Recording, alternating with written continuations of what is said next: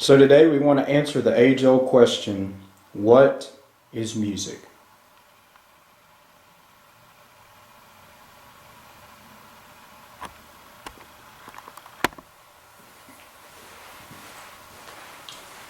So hello everybody. I'm making these series of videos to, number one, because I am a teacher and I do have to continue to educate my students. And I wanted to take this opportunity to kind of review or some that may have never learned the basics of music, to teach them that. And also I'm extending these series of videos to anyone who wishes to watch them. They'll be on my professional teacher YouTube channel, and they'll also be on my personal YouTube channel as well. So they're available. I know we are in uncharted waters with the spread of this virus. Many things are shutting down. It's something that we haven't seen in our lifetime, and frankly, many of our baby boomers who are now older in age, they've never seen in their lifetime as well. So we're in very uncharted waters, but we pull through together, and by the grace of God, we'll get through this. Okay, so moving on. What is music? What is music? What comes to your mind when you think of music?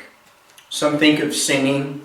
Some think of songs that they hear on the radio. Some think of, well, you know, I consider rock and roll music, but country, yeah, right. Some people think, well, I like country, but I like anything except that garbage that we call rap, which some people would say crap. But music can be a wide variety of things, and I'm going to show you that here in just a minute, okay? So when we think of music, most of us think of someone singing. We at least think of a melody. Sometimes we might get into harmony, we'll get into rhythm, but past that, what is music? We're going to see that it's much more. When we come back, I'm going to show you some elements in music that we commonly think about, but I'm also going to show you another theory, and I'm going to play the devil's advocate a little bit and say, hey, you know what? Music can be much more than this. I'll be back at you.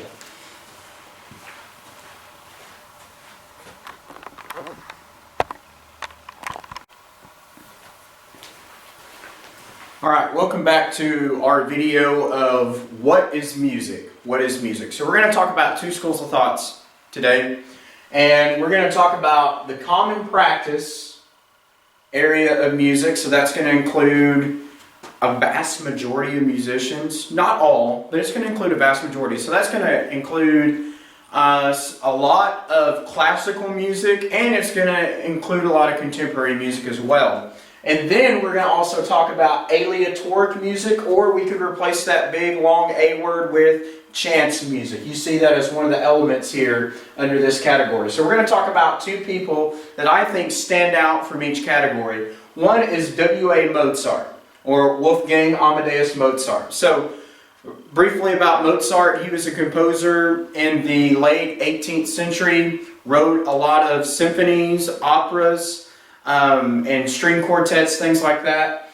And he is known for the common practice era. Everything that he wrote fit neatly into a pattern in the classical area. You know, you had key changes, you have modulations, and they were done neatly and concise. And so he represents order and structure in music, okay? So some of the elements that we have in the common practice era, we have meter, which is this in 4/4 time? Is this in triple meter or compound meter, where we have 1, 2, 3, 2, 2, 3, 2, 2, 3, 2, 2, 3. So we have simple, triple, but we can also get into some compound meters where we would have a time signature where the top number, and we'll talk about time signature later, where we have the top number is 12, and we have the bottom number is 8. So we're thinking in 4, but we're taking every 3 beats and subdividing them into 4 units. So we have 1, 2, 3, 2, 2, 3, 3, 2, 3, 4, 2, 3. Okay? So meter is important. Are we in 2? Are we in 3? Are we going to use a simple meter, which is where we have 1 and 2 and 3 and 4 and or 1 and 2 and or 1 and 2 and 3 and, or we're going to have a compound meter where we have 1, 2, 3, 2, 2, 3, 3, 2, 3, 4, 2, 3. Okay?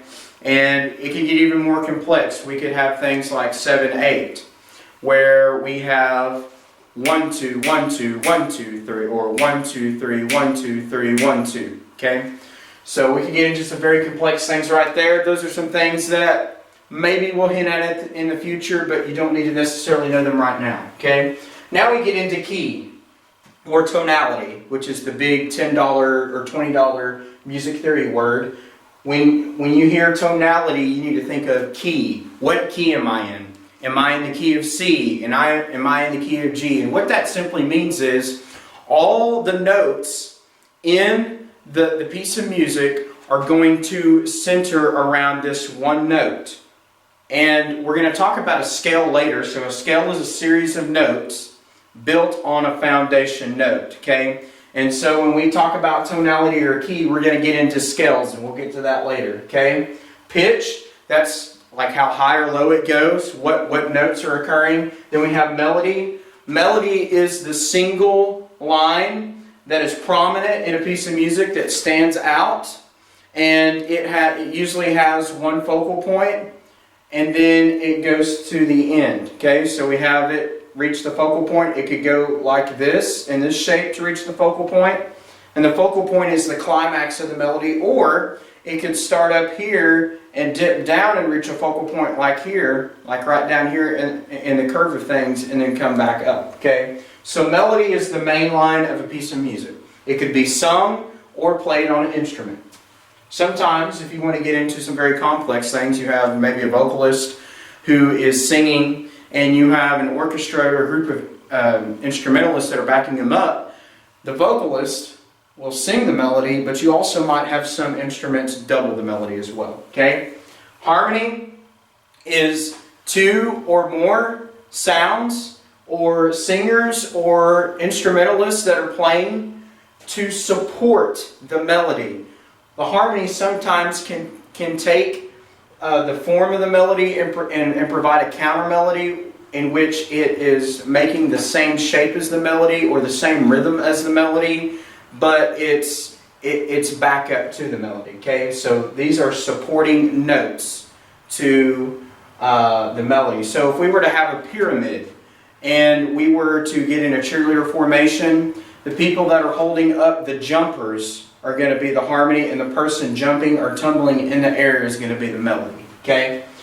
So, when we get to chants music, one of the person who stands out most to me in chants music is John Cage. Let me talk about him briefly. So, he was a composer who thought outside of the box. He lived in the early to latter part of the 1900s, the 20th century. Okay? And he was ostracized quite a bit for his views on music. But he made the argument that if I were to come over here and knock on the wall, that was music. He also argued that if I were to do this, that's music. So me running into the door is music. Okay? I know y'all would have loved to see that. He also argues that if the heater down the hallway turns on, or the air conditioner down the hallway turns on, that's music. If a car pulls into the parking lot outside this window, that's music. Any unintentional sound or chance music is music. Okay? So he also did some things too to the piano. He would open the lid of a grand or baby grand piano, and he would stick screws, leaves, any tiny inanimate object, not inanimate, but insignificant is the word I'm looking for, object into these strings, and it would change the timbre or sound of the piano drastically. It would change the characteristic of the sound. That's what I'm talking about when I say timbre. And it would sound quite different, but to me it's interesting. To others they were like, John Cage, you're a fool. He also wrote a piece where it is entirely up to chance as to what you hear, and the performance of this piece each time changes. Let me tell you why. This piece largely depends on the unintentional sounds of its hearers. And with that being said, each time it's performed, it will sound different. So what this piece is a piece entitled 4 minutes and 33 seconds by John Cage. I asked my voice teacher in college, I said, can I do this for my jury? It would be so easy. And I was met with an emphatic no. What this piece is, the person, let me get a chair, sits down at the piano. And the piano is right here. And there is a printed score. They're looking at this printed score, but they also have a beeper and there's also a timer. Okay? So on this sheet of music, at a certain time, the player is to beep the beeper, open and close the lid of the piano, and the rest is left up to the audience. And it's to last 4 minutes and 33 seconds. So John Cage's theory of music is quite different. Oftentimes when I start the school year off with some of my music students, I start with what is music? Because if we're going to learn about a subject, we got to know what it is. And I offer the two different theories that we have of music up here. Some would say that both of these are music. Now, John Cage didn't argue that, well, you know, things like meter, tonality, and Mozart aren't music. Who in their right mind would argue that Mozart's not music? Well, I want to take that back. We may have different cultures that may have different definitions of music. So I was ignorant in saying that, and I apologize.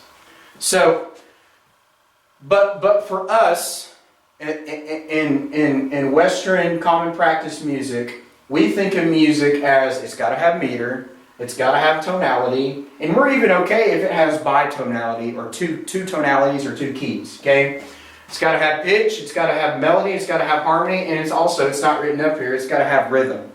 Okay, and I don't think for 1 minute John Cage discounted that at all. I think he thought that, yes, this is music, but music is much more than this. It's not limited to this. It could also be by chance, unintentional sounds, random sounds. Yes, it can have pitch. And I'll put in the description of this video the link to the prepared piano and also 433. When you hear the prepared piano, it's going to change the characteristic or the timbre of the piano, but it will have pitch, and it will have harmony, and it will have melody. Okay? Alterations, again, that refers to the prepared piano, the objects that are placed in the piano to change the characteristic of the sound. You're going to hear harmony and melody as well. So, with these two school of thoughts, here's what these two school of thoughts have in common. We have pitch, melody, and harmony. Could we see rhythm in the chants music? If you get into some of the gamelan music, possibly. Okay? I'll also put a link to some gamelan music as well in the description of this video as well. So that's cultures in East Asia who play percussion instruments that are kind of like our version of keyboard instruments. It's really fascinating. They may have some rhythm, but for the most part, this school of thought is not going to have rhythm because, again, it's happening by chance. All right? So the question I want you to ponder, I want you to think about, and if you want to comment on your opinion, which one is music, but before you do that, I want you to listen to an example of Mozart, and I also want you to listen to an example of John Cage. And then comment and say, hey, either I think they're both music, or I'm like, you know what? Random sounds, you know, me beating on the board, yeah, that's not music, okay? I'll give you my personal opinion. I think both are music, okay? I think any intentional sounds, me clapping like that, that's music. Me knocking on the board, music. Me slapping myself in the face, music, okay? So, music. What's your opinion? What is it? Thanks for watching.